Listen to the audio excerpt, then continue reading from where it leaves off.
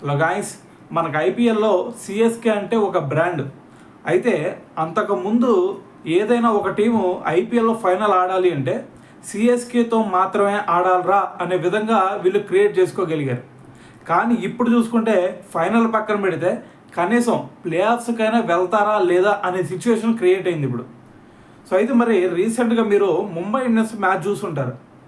Mumbai Indians మ్యాచ్లో CSK CEO అయిన కాశీ విశ్వనాథన్ గారు అలాగే సురేష్ అయినా లిటరల్గా వీళ్ళ కళ్ళల్లో ఒక బాధ కనిపించింది.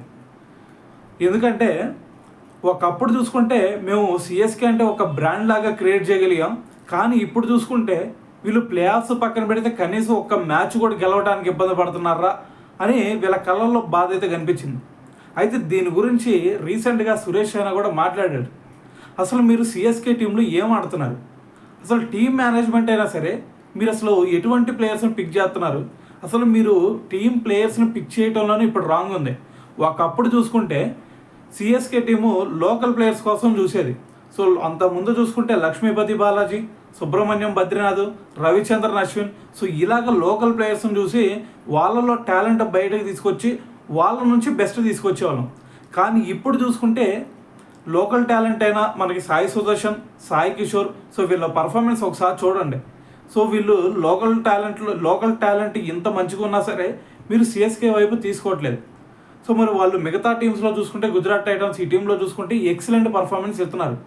సో అక్కడ ఫస్ట్ మీకు బ్యాక్ డ్రాప్ పడితే దాని తర్వాత సరే పిక్ చేసుకున్నారు ప్లేయర్స్ని, ఏదో ప్లేయర్స్ని ఆక్షన్లో కొనుగోలు చేశారు. సో కొనుగోలు చేసిన తర్వాత మరి ఈ ప్లేయర్స్ చూసుకుంటే ఫస్ట్ మనకి పవర్ ప్లేలో చాలా జిడ్ బ్యాటింగ్ ఆడుతున్నారు. కానీ మేము ఎప్పుడైతే సిఎస్కేకి ఆడేవాళ్ళం మాకు ఒక గేమ్ ప్లాన్ ఉండేది, మేము స్ట్రైక్ రొటేట్ చేస్తూ ఉండేవాళ్ళం. సో దాని తర్వాత అవసరమైనప్పుడల్లా మరి 4లు 6లు కొడుతూ ఉండేవాళ్ళం. సో దాని తర్వాత మేము ఒక మంచి స్టార్ట్ ఇచ్చిన తర్వాత చివరిలో ఎంఎస్ ధోని, ఆల్బీ మార్కల్ వీళ్ళిద్దరు వచ్చేవాళ్ళు. దాని తర్వాత మ్యాచ్ని మంచిగా ఫినిష్ చేసేవాళ్ళు. అప్పుడు మా టీం చూసుకుంటే ఎక్సలెంట్గా ఉంది. కానీ ఇప్పుడు చూసుకుంటే అదంతా కరువు అయిపోయింది. ఎందుకంటే ఇక్కడ మరి స్టార్టింగ్ ఓపెనర్స్ చూసుకుంటే ఒక మంచి స్టార్ట్ ఇవ్వట్లేదు, దాని తర్వాత జిడ్డు బ్యాటింగ్ ఆడుతూ ఉన్నారు. సో ఇలా చేస్తే మరి టీం ఎలా ముందుకెళ్ళిద్ది?